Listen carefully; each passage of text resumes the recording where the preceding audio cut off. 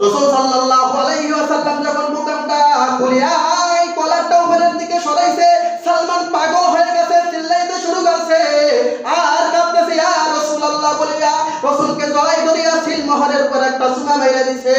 রাসূল সাল্লাল্লাহু আলাইহি ওয়াসাল্লাম বলেন, হে সালমান রে, তুমি কি করলা? তুমি তো তোমার জন্য জাহান্নামের আগুন হারাম করে দিলা। চেহারা দেখবারে সালমান, তোমার চোখ থেকে অটোমেটিকলি পানি পড়তে থাকবে। যখন তুমি নবী মুহাম্মাদের চেহারা দেখবা, তুমি অবশ্যই অবশ্যই ওই নবীর জন্য পাগল হয়ে যাবা, পাগল হয়ে যাবা। ওই নবীর তিনটা গুণ থাকবে। ওই নবীর পিছনে নবুয়তি সিলমোহর থাকবে, সুবারির মতো একটা ডিমের মতো নবুয়তির সিলমোহর থাকবে পিছনে। যখন কোনো ব্যক্তির ওইরকম চেহারাওয়ালা ব্যক্তির যখন পিছনে নবুয়তি সিলমোহর দেখতে পারবে, তখন তুমি মনে করবে এই ব্যক্তি নবী মুহাম্মদ। একাই করব, আপনি অবশ্যই অবশ্যই আমাকে কড়াই করে নিয়ে যাবেন, কারণ আমার মদিনায় যেতেই হবে, আমার মদিনায় যেতে হবে। কারণ আমার আশিক, আমার মাসুক, আমার হাবিব, আমার বন্ধু, আমি তাকে ভালোবাসি, যার জন্য আমার রাজত্ব ছেড়ে দিলাম, আমার পিতামাতা সাল্লাম, সেই মাসুক নাকি মক্কা থেকে হিজরত করে মদিনার দিকে আসবে। আমি আপনার সাথে যেতে চাই, আপনি আমাকে অবশ্যই অবশ্যই আপনার সাথে। বাজারের দিকে বের হওয়ার পর বাজারে যাইতেছে, পথের ভিতরে পাহাড়ের গুহায় দেখে একটা পাহাড়ের গুহার ভিতরে ইনজিল কিতাবের আওয়াজ শোনা যায়।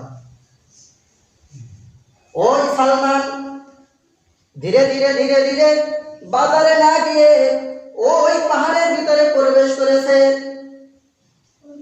সালমান ফারসি ওই পাহাড়ের গুহার ভিতরে গিয়ে দেখে কিছু কিছু লোক ইনজিল কিতাব তেলাওয়াত করতেছে আর মাহবুবের দরবারে কাঁদতেছে। সালমান ফারসিও গিয়ে পিছনে বসে গেছে ওই ইনজিল কিতাবের তেলাওয়াত শুনতেছে। ওই ইনজিল কিতাব যিনি তেলাওয়াত করে শুনাইতেছেন, তিনি ডাকতে বলতেছেন, হে বাবা তুমি কে, তোমার পরিচয় কি? বলতেছে, ও আল্লাহ তাআলার আবেদ, আমি এই দেশের বাদশার ছেলে, আমার নাম সালমান। আমি একটু বাজারে যাইতেছিলাম, আপনাদের এই তিলাওয়াত শুনে আপনাদের পাশে একটু বসলাম। ওই বাচ্চারা, ওই ইহুদিরা ওই গুহার ভিতরে যারা ইনজিল কিতাব তেলাওয়াত করতেছিল, তারা দেখে কিছুক্ষণ পর আল্লাহ তাআলার কাছে কাঁদতেছে, মাবুদ হে, তুমি যদি ঈসা পয়গম্বরের উম্মত না বানিয়ে নবী মুহাম্মাদের উম্মত বানাইতা, তাহলে আমাদের কপালটা কতই না ভালো হয়ে যেত, কতই না খোশ নসিব আমাদের হইত। এইভাবে বলতেছে। বয়ান শেষ হয়ে গেছে। সালমান এবার ডাকতে বলতেছে, ও হুজুর, আপনারা বয়ান করতেছেন, বয়ানের ফাঁকে ফাঁকে কি বলে আপনি আল্লাহ তাআলার দরবারে কাঁদতেছেন, আমাকে কি একটু বলবেন? তখন ওই আবেদ ব্যক্তি, ওই পাপী ব্যক্তি ডাকতে বলতেছে, বাবা তোমার কাছে বলে তো লাভ নাই। তখন সালমান বলতেছে, আমার কাছে বলতেই হবে। বলতেছে, শোনো, আমাদের ইনজিল কিতাব তেলাওয়াত করে পাইলাম, এই ইনজিল কিতাবের ভিতরে তেলাওয়াত করে পাইলাম আখিরি পয়গম্বর নবী মুহাম্মদুর রাসূলুল্লাহ আসবে। ওই ব্যক্তির সাথে যে হাত মিলাবে তিনি বিনা হিসেবে জান্নাতি হয়ে যাবে। সুবহানাল্লাহ।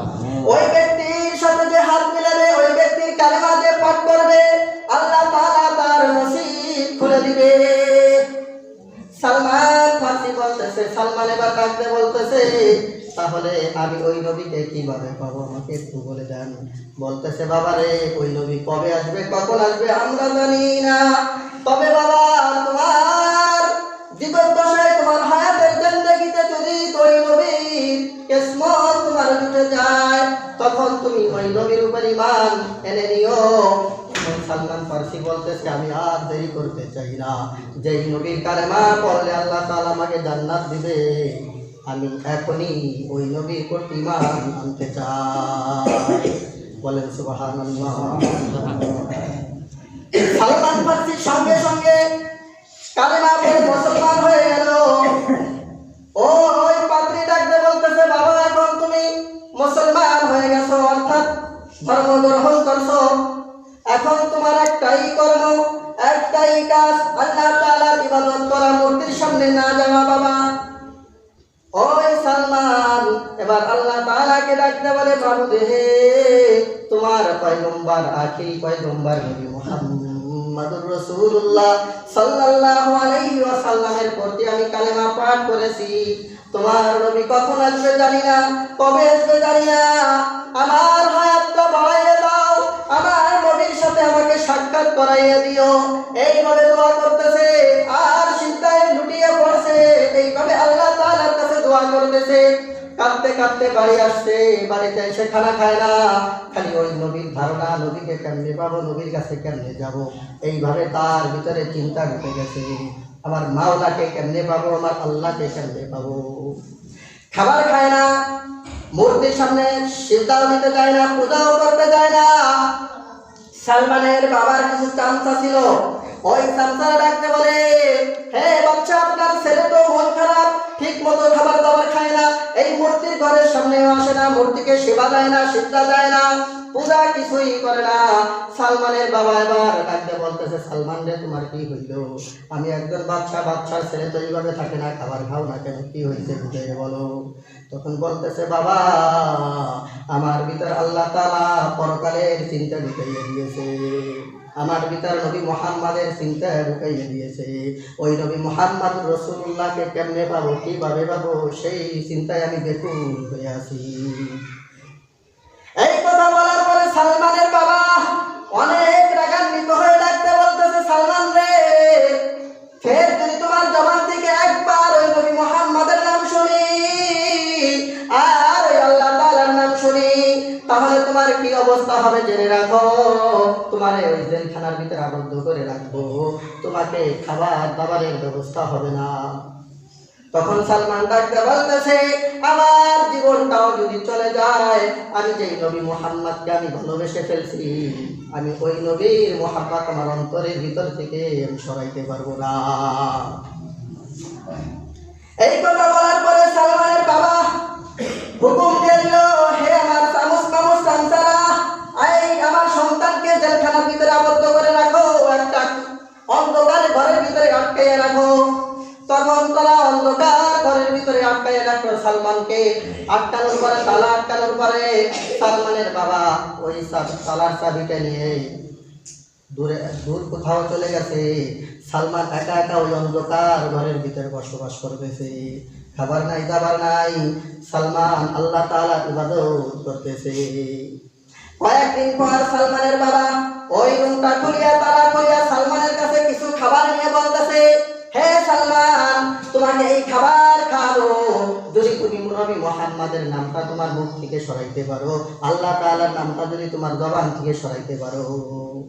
আর যদি তুমি সরাও, তাহলে তোমার খাবারও কিন্তু ঢুকবে না, আর এখানে পয়সা পয়সা তোমার মরতে হবে। এই কথা বলতেছে কে? তার বাবা। সন্তানকে বাবা বলতেছে। সালমান এবার ডাকতে বলতেছে, বাবা, তোমার এরকম খানার প্রয়োজন নাই, যেই মুক্তি আমার আল্লাহর নাম আমি উচ্চারণ করতে পারবো না। এতদিন আমার মালিকের পরিচয় পাই নাই, এখন আমার মালিকের পরিচয় পাইছি। তোমার আমি ওই খানা খাইতে চাই না, আমি মাওলার নাম বেশি বেশি করে জপ করব। সালমানের বাবা আমার ডাকতে বলতেছে, তাদের সামসাকে কি বলতেছে, আমার এই সালমানের মনটা কত ফ্রেশ ছিল, কত ভালো ছিল, কত ভালো সন্তান ছিল, কত ভালোভাবে খাবার দাবার খাইতো, মূর্তির পূজা করতো, সবকিছু ঠিকঠাক মতন করতো। আমার সংসারে কে আগুন ধরাইয়া দিল রে, কে আগুন ধরাইয়া দিল, তাদের দেখো কইলে পাবি, তাদেরকে আগে হত্যা করো। অর্থাৎ ওই পাহাড়ের গুহার ভিতরে ইনজিল কিতাব যারা তিলাওয়াত করতেছে, তাদেরকে ধরার জন্য বাদশা আদেশ দিয়ে দিল, তাদেরকে আগে ধরো, তাদেরকে কতল করো, তাদের ধরলেই আমার সন্তান ভালো হয়ে যাবে, তাদেরকে আগে শেষ করে দাও, আমার ঘরে আগুন লাগাইলো কেন? সালমান যখন এই কথা শুনলো, তখন ওই জেলের ভিতরে, ওই ঘরের ভিতরে, অন্ধকার ঘরের ভিতরে আল্লাহ তাআলার কাছে মুনাজাত দিয়ে আকাশের দিকে তাকাইয়া বলতেছে, মাবুদ রে, তোমার ওই আবেদদেরকে, তোমার ওই বান্দাদেরকে তুমি মারিও না, আমার বাবা তো হুকুম দিয়েছে তাদেরকে কতল করে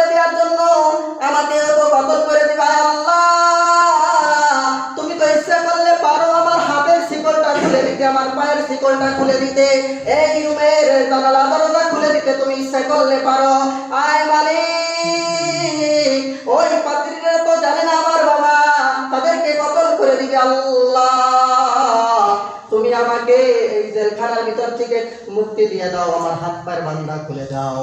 এই দোয়া করার সঙ্গে সঙ্গে আল্লাহ পাক রব্বুল আলামিন ফেরেশতা পাঠাইয়া তার হাতের বাঁধা খুলে দিছে, পায়ের বাঁধা খুলে দিছে, জেলখানার দরজা খুলে দিছে। সালমান ফার্সি এবার জেলখানার ভিতর থেকে বের হইয়া সালমানের বাবার বাড়িতে যাইয়া ডাক দিয়ে বলতেছে রাত্রে, গভীর রাত্রে, হে বাবারে, তুমি একজন বাদশা, আমিও বাচ্চার ছেলে বাচ্চা হইতাম, তুমি ইন্তেকালের পর আমার বাচ্চাই কোনো লোভ নাই। আমি আমার মালিকের পরিচয় পেয়ে গেছি, আমি আমার নবী মুহাম্মদুর রাসূলুল্লাহর পরিচয় পেয়ে গেছি। হে রাজভবন, আমি তোর আশা করি না, তোকে ছেড়ে দিলাম, চিরদিনের জন্য তোকে ছেড়ে দিলাম। এই কথা বলতে বলতে বলতে ওই পাহাড়ের দিকে ছুটছে, ওই পাদ্রীদেরকে ডাকতে বলতেছে, হে পাদ্রীরা রে, শোনো, তোমরা এখান থেকে তাড়াতাড়ি সরে যাও, আমার বাবা কিন্তু হুকুম দিয়েছে আপনাদের উপর জুলুম হবে, আপনাদেরকে কতল করে দেওয়া হবে, আপনারা সরে যান। আমাকে জেলখানার ভিতরে আবদ্ধ করে রেখেছিল, আল্লাহ তাআলা আমাকে ব্যবস্থা করেছেন। এই কথা বলার পরে ওই পাহাড়ের গুহার পাদ্রীরা এক দিকে বিচ্ছিন্ন হয়ে গেছে, আর সালমান ফার্সি অন্ধকার রাতে হাঁটতেছে, হাঁটতে হাঁটতে সকাল হয়ে গেছে। হাঁটতে হাঁটতে যায় দেখে বিশাল এক সাগরের সামনে উপস্থিত হয়ে গেছে, সাগরের উপার যেতে আর পারতেছে না। আল্লাহ তাআলার কাছে ডাকতে বলতেছে, মাবুদ রে, এখন আমি সাগর কিভাবে পাড়ি দিব, আমাকে একটু এই সাগর পাড়ি দেওয়ার ব্যবস্থা করে দাও। আল্লাহ পাক রব্বুল আলামিন ওই মাটির যে ফেরেশতা আছে, মাটির নিয়ন্ত্রণে ওই ফেরেশতা পাঠাইয়া দিয়া বলতেছে, হে আমার ফেরেশতা, আমার সালমানকে ওই মাটি পুরাটা জমিন নিচ থেকে উঠাইয়া আমার সালমান জানি না আলাপ পায়, এই সাগরটা পাড়ি দিয়া মরু দেশে পাঠাইয়া দাও। বলেন সুবহানাল্লাহ। ওয়াল্লাযীনা জাহাদু ফীনা লানাহদিয়ান্নাহুম সুবুলানা ওয়া ইন্নাল্লাহা লামাল মুহসিনিন। আল্লাহ পাক বলেন, যে ব্যক্তি আল্লাহকে খোঁজে, রসুলকে খোঁজে, যারা দিনকে খোঁজে, খোঁজার জন্য চেষ্টা করে, আমি আল্লাহ তাআলা তাদেরকে একটা রাস্তা অবশ্যই বের করে দেয়, তাদেরকে একটা রাস্তা অবশ্যই বের করে দেয়। এইভাবে সাগরটা পাড়ি দেওয়ার পরে উপার দেশে চলে গেছে, হাঁটতেছে হাঁটতেছে, উপার থেকে ইলহাম আসছে, সালমান ডাইনে বামে তুমি যেও না, সামনের দিকে তুমি অগ্রসর হইতে থাকো। সামনের দিকে অগ্রসর হওয়ার পরে দেখে একটা লোকের কাছে জিজ্ঞাসা করছে, ভাই হে, এই আপনাদের এই গ্রামে আপনাদের এখানে কোনো ইনজিল কিতাবের কোনো পাদ্রী আসেনি? থাকলে আমাকে একটু ঠিকানাটা বলে দেন। ইনজিল কিতাবের পাদ্রীর ঠিকানা বলে দিল। তখন ওই পাদ্রীর কাছে গিয়ে বলতেছে, বাবা, আমার তো এই অবস্থা, এই ঘটনা ঘটেছে, আমাকে একটু আশ্রয় দিবেন, আপনার গোলামি করব যতদিন আপনি বেঁচে থাকেন, খালি আমাকে 3 বেলা করে খাবার দিবেন। যখন ওই পাদ্রী বলতেছে, ঠিক আছে বাবা, থাকো, খেদমত করতেছে খেদমত করতে করতে ওই পাদ্রীর মৃত্যুকাল এসে গেছে, বয়স্ক হয়ে গেছে। তখন সালমান ডাকতে বলতেছে, হে আল্লাহ তাআলার পাদ্রী, হে ইবাদত করনেওয়ালা, আপনি আমাকে এমন একজন ব্যক্তির সন্ধান দেন যার কাছে গেলে আমি শান্তিতে থাকবো, আমি নবী মুহাম্মদের পরিচয় পেয়ে যাব। তখন বলতেছে, এই গ্রাম থেকে 2 গ্রাম দূরে দেখো আরেকজন পাদ্রী আছে, আমার থেকে ভালো, সে তোমাকে বলে দিবে। তখন সালমান, তার ইন্তেকাল হয়ে গেল, ওই পাদ্রীর ইন্তেকাল হয়ে গেল। ইন্তেকালের পর সামনের দিকে অগ্রসর হয়ে ওই পাদ্রীর নিকটে গিয়েছে। ওই পাদ্রীর খেদমত করতে করতে ওইভাবে বলছে, বাবা, আপনি আমার কাছে, আপনি আপনার কাছে থাকতে দেন, আমার সাথে এই ঘটনা ঘটেছে, আমি পলায়ে আসছি, আমি নবী মুহাম্মদকে চাই, আমি আল্লাহ তাআলার ইবাদত করতে চাই, আপনার কাছে একটু স্থান দেন। তখন বলতেছে, ঠিক আছে, থাকো। ওই ব্যক্তিরও যখন মৃত্যুকাল সময় দুনিয়া আসলো, তখন ডাকতে বলতেছে, আপনি আমাকে এক ব্যক্তির সন্ধান দেন, যেই সন্ধান দিলে আমি নবী মুহাম্মদের কাছে যেতে পারি। তখন ওই পাদ্রী ডাকতে বলতেছে, সালমান, নবী মুহাম্মদ আসার সময় এসে গেছে, নবী মুহাম্মদের আসার সময় এসে গেছে। তবে আমার থেকে ভালো বলতে পারবে আর আরো একজন পাদ্রী আছে 2 গ্রাম দূরে, ওখানে তুমি হেঁটে যাও, তার কাছে ঘটনা বিস্তারিত আলোচনা করো। ঘটনারা ওখানে যাই ওই পাদ্রীর কাছে আলোচনা করছে, সেও থাকতে দিছে, তার খেদমত করতেছে। তার যখন মৃত্যুর সময় এসে গেল, সালমান ডাকতে বলতেছে, হে উস্তাদ, এখন আমি কার কাছে যাব? নবী মুহাম্মাদের পরিচয় পাবো, আপনি একটু আমাকে বলে দেন। সারা জীবন তো আপনার গোলামি করলাম, আপনার খেদমত করলাম, আপনি কি আমাকে কিছু দিয়ে যাবেন না? তখন ওই পাদ্রী ডাকতে বলতেছে, হে সালমান রে, শোনো, তুমি যেই নবীর জন্য তুমি বারবার মানুষের গোলামি করতেছো, ওই নবী আসার সময় এসে গেছে।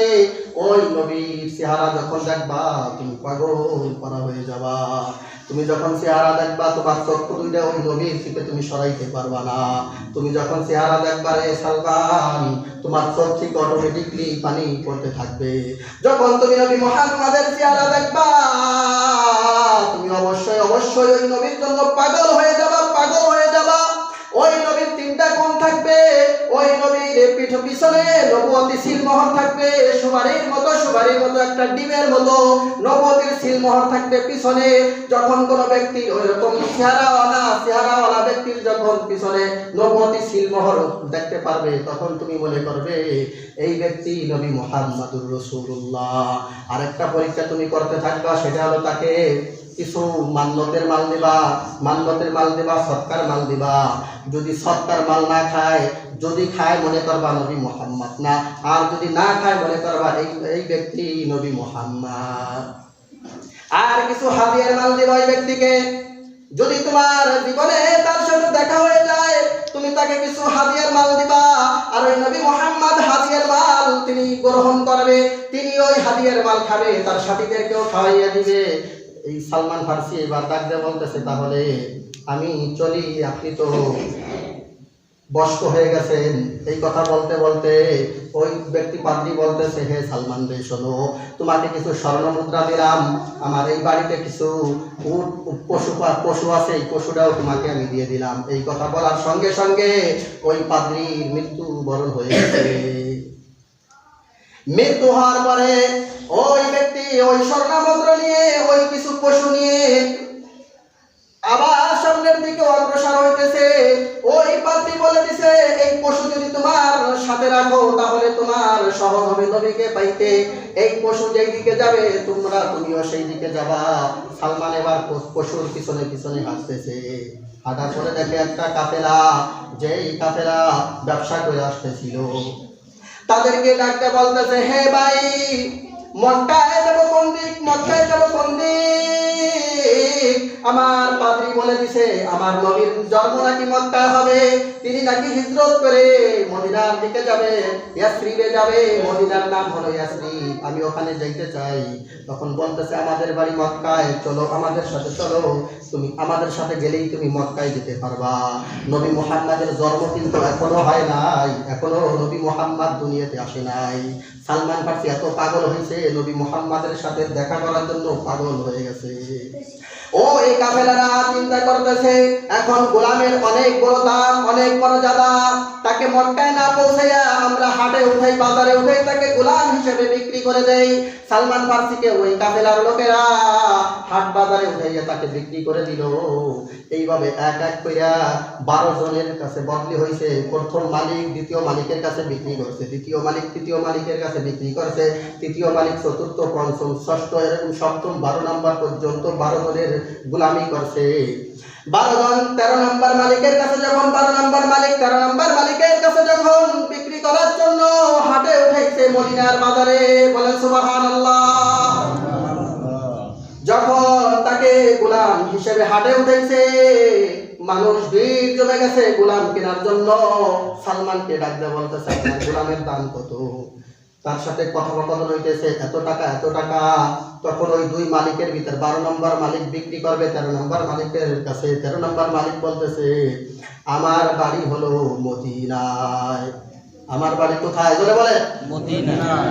আমার বাড়ি মদিনায়। সালমান যখন তার কানের ভিতরে এই মদিনা শব্দটা শুনতে পারছে, লাফতে উঠিয়া ওই 13 নম্বর মালিকের সামনে চলে গেছে। বলতেছে মালিক আপনার হাতে ধরি পায়ে ধরি, আমার খাবার ঠিক মতো দেওয়া লাগবে না, আমি 3 জনের কাম একাই করব, আপনি অবশ্যই অবশ্যই আমাকে কড়াই করে নিয়ে যাবেন, কারণ আমার মদিনায় যেতেই হবে, আমার মদিনায় যেতে হবে, কারণ আমার আশিক, আমার মাসুক, আমার হাবিব, আমার বন্ধু, আমি তাকে ভালোবাসি, যার জন্য আমার রাজত্ব ছেড়ে দিলাম, আমার পিতামাতা ছাড়লাম, সেই মাসুক নাকি মক্কা থেকে হিজরত করে মদিনার দিকে আসবে, আমি আপনার সাথে যেতে চাই, আপনি আমাকে অবশ্যই অবশ্যই আপনার সঙ্গে নিয়ে যাবে। ঠিকই তাকে কড়াই করে নিয়ে গেল। কড়াই করে নিয়ে যাওয়ার পরে তিনি এরকম কাজ করতেছে, একজনের কাম 3 জনের কাম তিনি একলাই করে, দিনটা ভর তিনি কাজ করে, রাত্রেও কাজ করে, দিনেও কাজ করে, সারা রাত কাজে লিপ্ত থাকে, এই উদ্দেশ্যে কাজ করে আমার 13 নম্বর মালিক যেন অন্য কোনো মালিকের কাছে বিক্রি না করে, অন্য মালিকের কাছে যদি বিক্রি করে তাহলে আমি মদিনার বের হয়ে যাব, আমার মাসুকের সাথে আর দেখা হবে না। তখন তিনি এইভাবে কাজকর্ম করতেছে। একদিন খেজুর গাছ চেনার কাজ ছিল বেশি, খেজুর গাছ জোড়া ওইগুলো পরিষ্কার করা, আগাছা পরিষ্কার করা, তিনি খেজুর গাছ পরিষ্কার করতেছে আর মক্কার দিকে তাকাই থাকে, মক্কা থেকে শুনেছি আমার মাসুক, আমার হাবিব, আমার বন্ধু ওই মক্কা থেকে হিজরত করে মদিনায় আসবে। ওই সালমান খেজুর গাছে ওঠে, আগাছা পরিষ্কার করে আর মক্কার দিকে তাকাইয়ে থাকে, নবী মুহাম্মদ কখন আসবে, তাকে একটা চুলা দিব, তার গলাটা ধরবো, এই গান তার অন্তরের ভিতর সর্বক্ষণ। তিনি খেজুর গাছে মক্কার দিকে তাকাইয়ে আছে, এক ব্যক্তি দৌড়ে আসছে, দৌড়ে আসার পরে ওই 13 নম্বর মালিককে বলতেছে মদিনার মানুষ পাগল হয়ে গেছে, একজন এতিম নবী মুহাম্মদ নাকি আসছে আর সবাই ওই নবী মুহাম্মাদের পাগল হয়ে গেছে। ওই খেজুর গাছের আগা থেকে যখন সালমানের কানে এই কথাটা আসছে, 1 সেকেন্ড আর ওই গাছে থাকে নাই, তিনি স্যার ছড়াইয়া বুকটা চলে গেছে, জোরে লেগে ওই খেজুর গাছের থেকে নামছে, মাটিতে নামছে, নামার পরে বলতেছে ভাই তুমি কি কথা বললা, আরেকবার বলো, আমার ওই কথাটা শুনতে অনেক মনে চায়। তখন এই কথা বলার পরে ওই ব্যক্তি জোরে একটা থাপ্পড় মারছে সালমানকে যখন থাপ্পড় মারছে তার বয়স কিন্তু 250 বছর, বলেন সুবহানাল্লাহ। সালমান আল্লাহ তাআলার কাছে দোয়া করতেছিল, আল্লাহ তোমার হাবিব, তোমার নবী মুহাম্মদুর রাসূলুল্লাহকে না দেখাইয়া আমাকে ইন্তেকাল দিও না। আল্লাহ তাআলা তার দোয়া কবুল করে নিয়েছে, তার বয়স 250 বছর হয়ে গেছে, তারপরে তিনি গোলামি করতেছে একমাত্র নবী মুহাম্মদুর রাসূলুল্লাহর জন্য, খবর দিয়া বলতেছে তুই গোলামের কাম, এই কথাবার্তা শোনা না, তোর কাজ তুই কর, তুই খেজুর গাছে উঠে কাজ কর। ওই সালমান আবার খেজুর গাছে উঠছে, কিন্তু তার মনটা কিন্তু মদিনার দিকে চলে গেছে,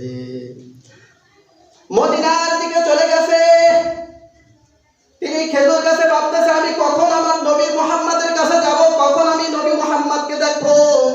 এই ব্যথা যন্ত্রণা নিয়ে ওই খেজুর গাছের আগাছা সাফ করতেছে।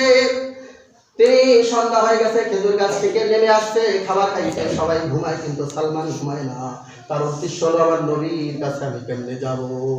সংক্ষেপে বলতেছি, সালমান এবার রাত যখন গভীর হয়ে গেছে, কিছু খেজুর টুকলাই করে নিয়ে মদিনার দিকে রওনা হয়ে গেছে। মদিনার মসজিদে অর্থাৎ আবু আইয়ুব আনসারীর বাড়ির দিকে রওনা হয়ে গেছে। ওই বাড়ির যখন গেছে তখন দেখো ওই বাড়ির গেটের ভিতর একজন পাহারাদার ডিউটি করতেছে সিকিউরিটি হিসেবে।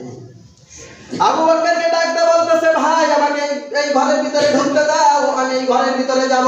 আবু বকর বলতেছে বেটা এখান থেকে সর, অন্য কাজ কর। তখন বলতেছে না ভাই আমাকে একটু ঢুকতে দাও, আমি দিনের বেলা আসতে পারবো না, আমি আমার মাসুকের জন্য আসছি, আমার হাবিবের জন্য আসছি, আমার বন্ধুর জন্য আসছি, আমাকে একটু ঢুকতে দাও। আবু বকর ঢুকতে দেয় না, মনে করছে শত্রু নাকি। রাসূল সাল্লাল্লাহু আলাইহি ওয়াসাল্লাম ভিতর থেকে ডাকতে বলে আবু বকর আমার বন্ধুকে আমার কাছে আসতে দাও, বলেন সুবহানাল্লাহ। বন্ধু বলল কেন? এই সালমানকে আল্লাহ পাক রব্বুল আলামিন জান্নাতের ভিতর রাসূল সাল্লাল্লাহু আলাইহি ওয়াসাল্লাম জন্মের 100 100 বছর আগে জান্নাতের ভিতর ইসলাম গ্রহণ করাইয়া দিয়েছে। রাসূল সাল্লাল্লাহু আলাইহি ওয়াসাল্লামের কাছে রাসূল সাল্লাল্লাহু আলাইহি ওয়াসাল্লাম বলেন, হে আবু বকর, আমাকে আসতে দাও, এই সালমানকে আমার কাছে আসতে দাও। সালমানকে আসতে দেয়া হলো। রাসূল সাল্লাল্লাহু আলাইহি ওয়াসাল্লামকে দেখার পর আর কোনো কথা বলতে পারে না, এদিক ওদিক তাকাইতে পারে না, দুইটা চোখ বেয়ে বেয়ে খালি পানি পড়তেছে। ওই ইহুদি বলেছিল, যখন নবী মুহাম্মদকে তুমি দেখবে তুমি আর কোনো কথা বলতে পারবে না, তোমার চোখ সরাইতে পারবে না, তোমার চোখ বেয়ে বেয়ে পানি পড়বে। সালমানের ওই ইহুদির কথা মনে পড়ে গেছে। আরে কত ঠিক, এত সুন্দর চেহারা, এত নুরানি চেহারা। সালমান যখন নবীকে দেখছে, দুই চোখ বেয়ে বেয়ে পানি পড়তেছে, পানি পড়তেছে, চোখ দুইটা দিক ওদিক সরাইতে পারতেছে না। নবী মুহাম্মদ রাসূলুল্লাহর এত সুন্দর চেহারা।